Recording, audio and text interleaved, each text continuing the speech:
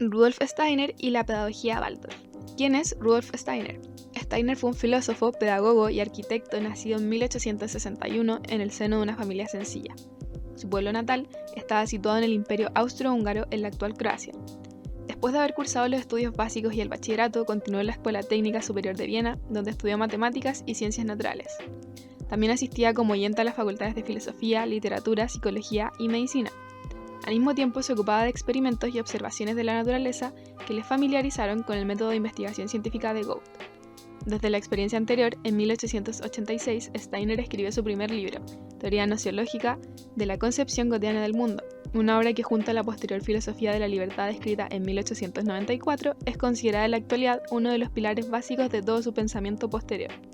A lo largo de sus estudios, tuvo el objetivo de organizar y sistematizar su propia percepción de la realidad y del mundo, en base no solo a una realidad física, sino también a una dimensión espiritual, que para él formaba parte de su vivencia diaria. Desde este punto, Steiner sostenía que el mundo espiritual es accesible al intelecto y que la capacidad espiritual innata del individuo ha sido durante largo tiempo reprimida por la devoción al materialismo. A los 39 años, Steiner empieza a participar en la Sociedad Teosófica, formada por un grupo de personas con las que compartía el interés en profundizar en una dimensión espiritual del ser humano, a la cual perteneció desde 1900 hasta 1913, año en el que surgieron diferencias entre Steiner y la sociedad. A partir de estas diferencias, Steiner fundó la Sociedad Antroposófica en 1913 para difundir sus ideas y desarrollar todo su pensamiento de carácter esotérico, llegando a convertirse en el secretario de la sección alemana de dicho movimiento. Steiner crea entonces la antroposofía, desde la cual comienza a desarrollar la pedagogía Waldorf hasta su muerte en 1925. La pedagogía Waldorf surge en medio del caos social y económico después de la Primera Guerra Mundial. Luego de que las antiguas estructuras sociales cayeran, quienes estaban pensando en construir el futuro de Europa buscaban nuevas perspectivas. Uno de estos hombres era Emil Molt, director de la fábrica de cigarrillos Waldorf Astoria en Stuttgart, Alemania, colaborador de Steiner en la Sociedad Antroposófica. Molt se dirigió a Steiner para pedirle ayuda en la creación de una escuela para los hijos de los obreros de su fábrica. En el año 1919, Steiner, presentado como filósofo social, dio una conferencia a los obreros de la fábrica de cigarrillos en donde empezó a tratar cuestiones educativas. En primer lugar, el filósofo explicó cómo todos los años se coarta a miles y miles de hombres en sus habilidades por verse obligados, bajo la presión económica, a entrar en el mundo del trabajo a una edad caracterizada por necesitar cultivar y desarrollar principalmente sus potenciales espirituales y anímicos. Steiner señalaba algo que aún no existía, pero que se requería en la época: una escuela con 12 cursos que abarcara la enseñanza primaria, secundaria y que estuviera abierta para todos y que fuera independiente de la clase social a la que perteneciera.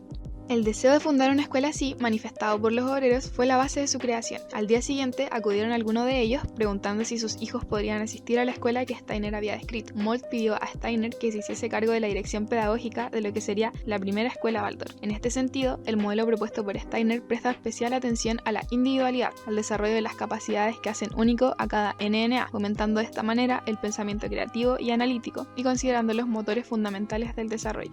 Uno de los conceptos más significativos desde el cual Steiner construye el modelo pedagógico Waldorf es la antroposofía. Steiner planteó que la misión de su vida era encontrar nuevos métodos para la investigación del alma sobre una base científica. Es decir, Steiner se propone desarrollar una corriente cuya base es la ampliación de los conocimientos científicos formales y precisos hacia los llamados mundos suprasensibles y hacia la comprensión de los enigmas de la existencia, tales como los fundamentos divino-espirituales de la misma. A partir de este fundamento es que se comienza a desarrollar la antroposofía. La antroposofía entonces se puede entender como una ciencia espiritual que cumple con la tarea de ofrecer una concepción práctica del mundo que abarca la naturaleza esencial del ser humano, en un intento por explicar la totalidad del mismo. Para ello, Steiner desarrolla 4 aspectos desde la cual esta naturaleza humana puede ser comprendida. 1. El cuerpo físico, parte del hombre a la cual es posible acceder mediante la observación sensorial, es decir, esta correspondería a la parte material y terrenal del hombre y se caracteriza por estar sujeto a leyes que rigen la vida material. 2. El cuerpo biofórico o etérico. El cuerpo etéreo corresponde a una estructura enérgica encargada de llevar a cabo los procesos vitales, es decir, fuerzas activas, pero no materiales que configuran la fuerza vital o principio vital. Se encarga de procesos como lo son la nutrición, crecimiento y reproducción, y a diferencia del cuerpo físico, no puede ser percibido por los sentidos corporales, es de naturaleza suprasensible. 3. El cuerpo astral. Este cuerpo corresponde a la esfera sensitiva de la naturaleza humana. Nos permite ser conscientes de las impresiones del mundo y tener experiencias íntimas tales como las emociones y sentimientos. Entonces, a partir de esta naturaleza humana tripartita, es que el humano se conforma como un ser físico, dotado de vida y con capacidad de sentir. Sin embargo, existe una cuarta dimensión de la naturaleza humana, no compartida con otras criaturas y que nos distingue como tal, el sustrato del yo humano, que correspondría a la expresión del alma superior o núcleo espiritual perdurable y eterno del ser humano.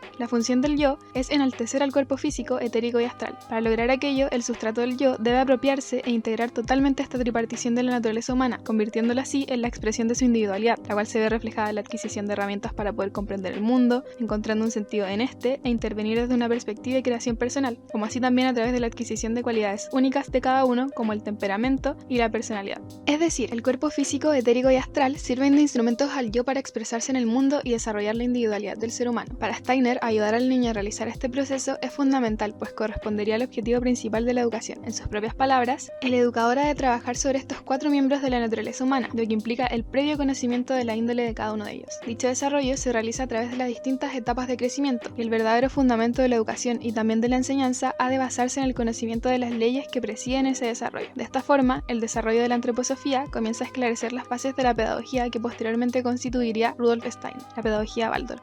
Entonces, ¿qué se entiende por pedagogía Waldorf? Los principios educativos que plantea Steiner, desde los cuales se construye la pedagogía Waldorf, están estrechamente relacionados con la antroposofía, pues desde este punto, Steiner propone que la vida humana está dividida en ciclos de 7 años, es decir, en septenios, en los cuales cada individuo atraviesa por distintos cambios a nivel físico, anímico y espiritual. A partir de esto, Steiner describe el desarrollo de los NNA en 3 septenios, y cómo finalmente este va alcanzando diferentes etapas, hitos y aprendizajes que le permitirán desarrollar su propia individualidad como ser humano. A continuación presentamos cada septenio. Primer septenio, de 0 a 7 años. El infante desarrolla su cuerpo físico, por lo que la psicomotricidad fina y gruesa, la habilidad visoespacial y el conocimiento del entorno físico que les rodea son tareas centrales en esta etapa. En este septenio, el movimiento es fundamental para poder formar este cuerpo físico.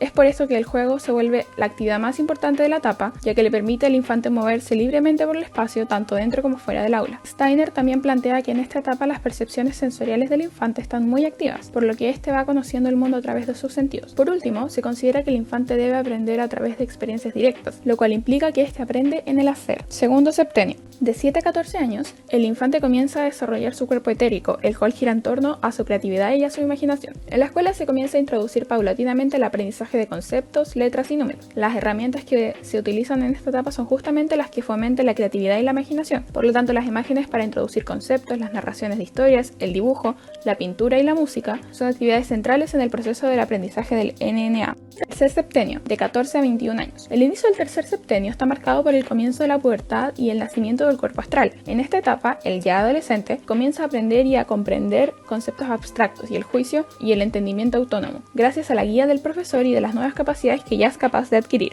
Todo esto con el objetivo de fomentar y desarrollar su pensar y madurar su juicio, para que así el adolescente forme sus propias opiniones acerca de la vida y del conocimiento. Por lo que en la escuela los educadores motivan a los estudiantes a emitir juicios de valor acerca del mundo que los rodea. De esta forma, cada septenio avanza en dirección hacia la construcción del yo de la NNA, y es la escuela la que deberá responder a las necesidades de cada uno en su proceso particular, a través de las características específicas que la constituyen.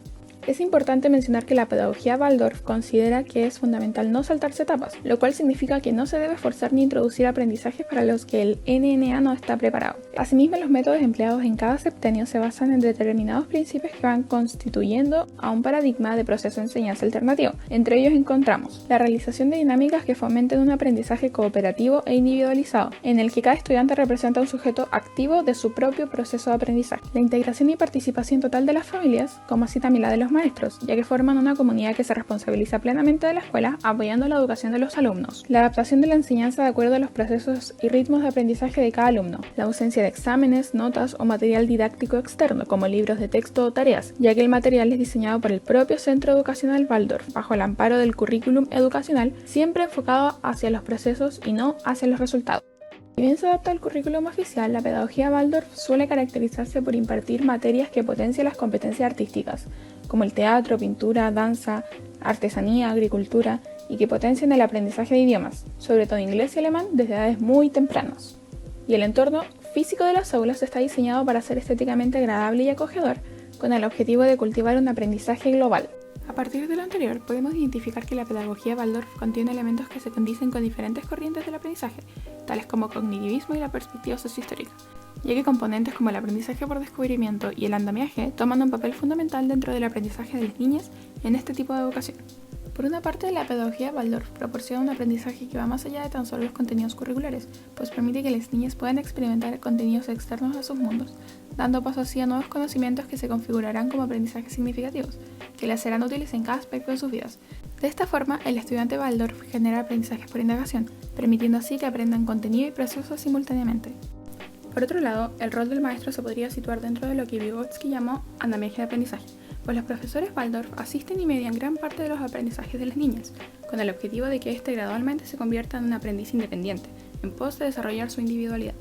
Desde sus inicios, Steiner presentó la idea de una escuela que, a diferencia de la visión que él tenía de lo tradicionalmente establecido, no suprimiría las facultades de los alumnos en pos del desarrollo económico y participación en el mercado laboral.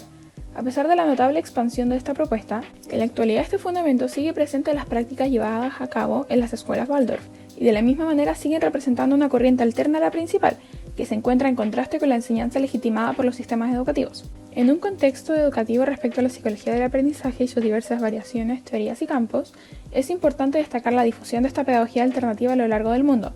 Actualmente la psicología Waldorf se encuentra presente en 64 países del mundo, con un total de 1092 iniciativas. Estas cifras la constituyen como uno de los movimientos escolares independientes más grandes a nivel internacional. Asimismo, las escuelas Waldorf son reconocidas como centros de prestigio por su calidad pedagógica en la mayoría de los países de Europa, como Bélgica, Finlandia, Dinamarca, Suecia y España. Por esto consideramos fundamental el aprendizaje de este tipo de teorías alternativas para nosotros, incluso en un entorno en que la línea tradicional sigue siendo predominante. Desde esta perspectiva, la educación refiere a un proceso mucho más amplio y complejo que involucra todas las dimensiones del individuo, es decir, va más allá del ámbito cognitivo, ve lo emocional o espiritual y considera al ser humano holístico. Es por eso que la educación tiene el deber de considerar dichas áreas para de esta manera poder proporcionar a los estudiantes herramientas para su aprendizaje que les sirvieran en las diferentes etapas de sus vidas. Esta pedagogía ha aportado una visión más amplia de la forma de educar a los infantes, ratifica la importancia de la formación continua del maestro y apoya la idea de que en la educación la familia juega un papel importantísimo, por lo que hay que contar con su colaboración y participación. La pedagogía Waldorf constituye un aporte de la renovación pedagógica avalado por una experiencia de más de 90 años. Este movimiento pedagógico forma una parte muy importante de la vida educativa y cultural, especialmente en Europa. Hoy en día es un referente en muchas partes del mundo y el acceso a estas escuelas es libre, admitiendo a todos los niños independiente de su origen, cultura, nivel social o religión.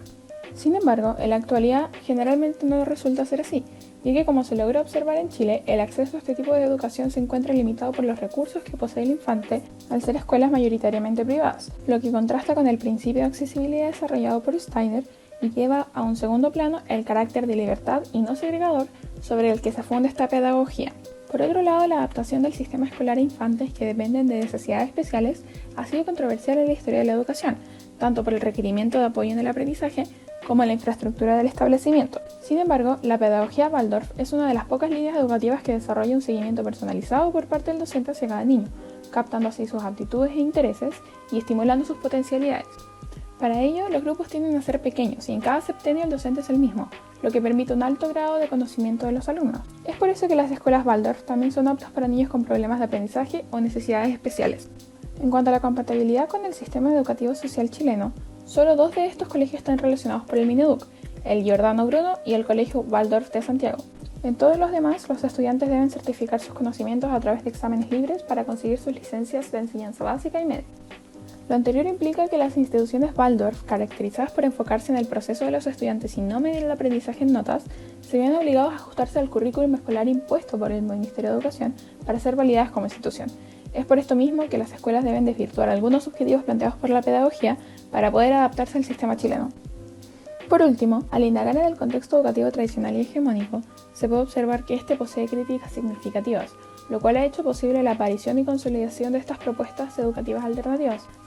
Sin embargo, en algunos países estas pedagogías alternativas suelen verse obstaculizadas por el grado de legitimidad otorgada por cada estado. Por esta razón, muchas veces estas escuelas se atraviesan diferentes crisis, tales como la necesidad de autofinanciarse.